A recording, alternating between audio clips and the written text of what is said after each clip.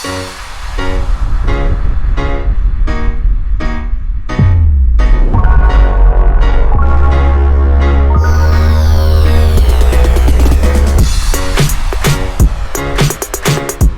up, everybody? It's John and John Sports Edge Collectibles coming at you with a brand new video. How's everyone doing today in the YouTube universe? Is the mystery solved? It looks like it may be. This video is gonna, I think, be enjoyed by true collectors in the hobby, especially if you're a New York Yankees fan of the 1920s Murderers Row teams, and this baseball, which is here, which I will showcase in a second again, this is probably the third or fourth time I've showcased this ball on the channel. But there was a question about, I've had a question about this particular stamp right there. That's a very, very unique stamp there, folks, on that baseball. That baseball is signed by Bengough, who was on the Yankees in the, like I said, in the 20s, during the Murderers Row team era. And then he went on to play for the St. Louis Browns, and he's, also known for having the first Gowdy card number 1. And I took this ball to get it authenticated this past weekend at a card show, get it authenticated by JSA, and they were kind of floored by the ball because they don't see this player's autograph that often. And he didn't have any kind of major things happen in his career as far as his stats go. Kind of seemed like an average player, more of a defensive catcher, but was friends with Babe Ruth, and I'll put a link to Bengaugh's Wikipedia page down below if you're interested in reading more about him. So the question has been on this ball, the stamp, this red stamp that says here CM Co, and that's a B, and that's an L. It's been determined after the B there, and then All Stars. Now, this ball looks like it's from 1950, which would be awesome if that's the case, because that means that Bengough signed this ball in 1950 based on also the stamp. 1950, Bengough was one of the coaches for the Philadelphia Phillies Whiz Kids team that won the National League pennant. So there's a lot of really cool things going on with this ball.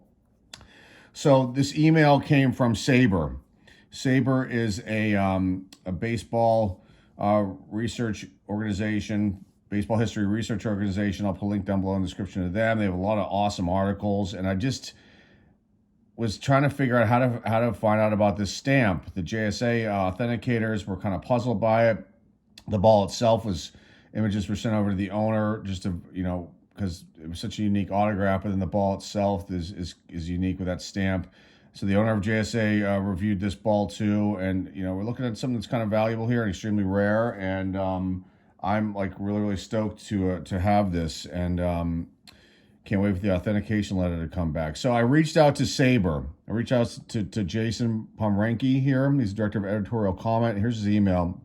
I basically did it by chance. I didn't know if I would get charged for this kind of information, if they would help me at all, would they respond? I called their phone number, and you can call them and get to these people directly. But I figured, let me send an email out with the images. It'll probably be easier to explain it that way. So he did reply within the same day. It says, thanks for your note. Always happy to help. The stamp does appear to correspond to what was originally called the Connie Mack Conference Baseball League. So on Sunday, JSA and I kind of thought that maybe the CM means Connie Mack. Yeah, and we were right. And then this has also been talked about through another YouTuber, I think it was Jason Aaron Goldberg, one of the YouTubers here on the old YouTube, one of the collectors, has a nice channel who I support. I think he originally thought that maybe that's what it was, but I couldn't find any information. I could find information about Connie Mack baseball, but not this stamp and what it meant and anything like else. So Jacob goes into saying here, here's a 1950 article from the Philadelphia Inquirer with the full name of the organization. I can't seem to find many other articles referring to CMCO BL. The organization seemed to have quickly shortened to Connie Mack Baseball by everyone involved. So this is extremely unique then, if that's the case. And that also means it's probably like the first year that this Connie Mack Conference Baseball League started out, which is unreal. So there's a newspaper article here. I will put that link down below in the description if anyone's interested in reading about it. Then he goes on to talk about the ball. As for the Marty Marion Mr. Shortstop Baseball, it looks like that was produced by Rawlings beginning around 1949 into the mid-50s. So that would also correspond to the same time period as the beginning of the Connie Mack League. Here's a Rawlings ad from 1950 showing the same baseball on sale at 89 cents at a local Minneapolis sporting goods store. And then he puts the link down below to that, and that's awesome. I'll put that link too so you guys can check that out if you're interested. Hope that helps answer your question. So Jacob was awesome. The guys, that was great that he helped me out with this. A mystery solved, it looks like. So I forwarded this information over to JSA so they can include that in the certification letter, or some of this information in the certification letter. But this is simply incredible to me as a collector. And I'm sure that if you're a true collector out there and enjoy these kind of things, you'll be kind of amazed by this too. Bengough did not sign a lot of baseballs. The JSA, one of the JSA authenticators said that this is only the second time he's ever seen his autograph. One was on the Gowdy card, and he said it was an original autograph from probably when he was in the Browns, I believe, St. Louis Browns. He said it was extremely favored. They have not seen a clear one like this. Now, there is one, I think, on eBay that somebody has for sale that is like a stamped baseball. I think it was from 1960, and then Bengough signed it, but it's like just really poorly. It's just not a good ball.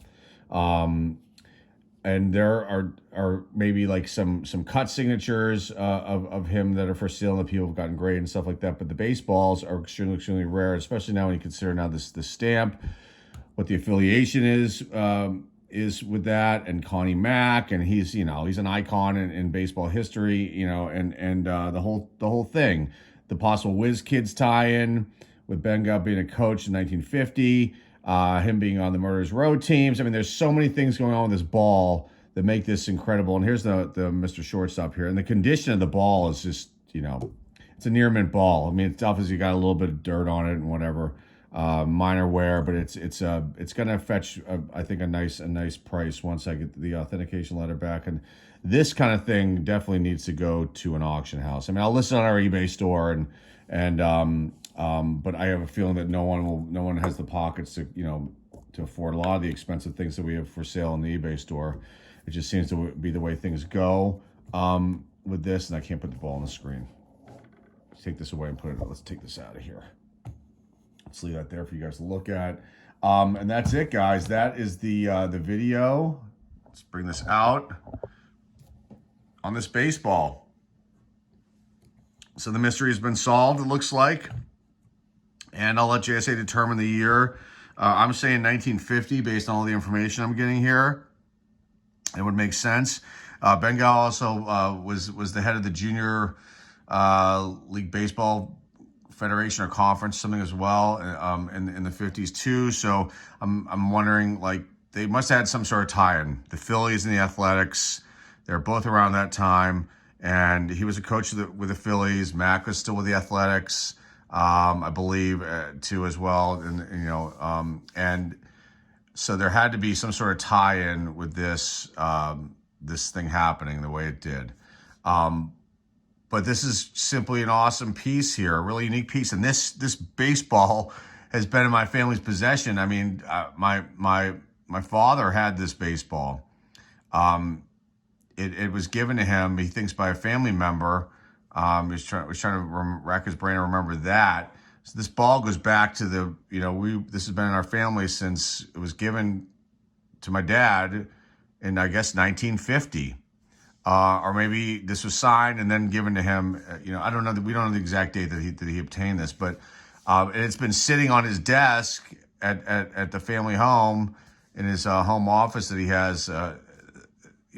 With stuff all around. It's been sitting on that desk for years and years and years and years and years, and I never even knew about it. I remember this ball vaguely as a kid, seeing it, but not really know anything about it, not really caring. You know, your kid, you just want to go out and do stuff and not worry about things like this at that time.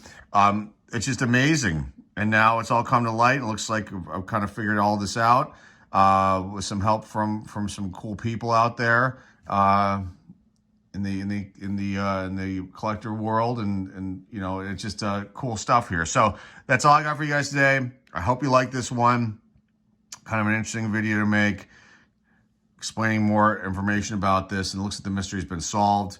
I've, you know, unless I keep telling people that unless someone pulls one of these out of their attic, out of their garage in some box, out of their basement in some box with the same one like this may be like, it's not only, it's obviously extremely rare, but it may be the only one in existence like this, which makes this very, very, hold a lot of value. And we'll figure out what that value will be at a later date. And that's all I've got for you guys today. Remember to like, subscribe, comment down below, share this video with your friends, family, loved ones. Remember, our eBay store link is down below in the description. Thanks again for stopping by, everybody. Hope you enjoyed this one. Until next time, folks, this is John Sports Collectibles signing off, and hey, I'll see y'all soon.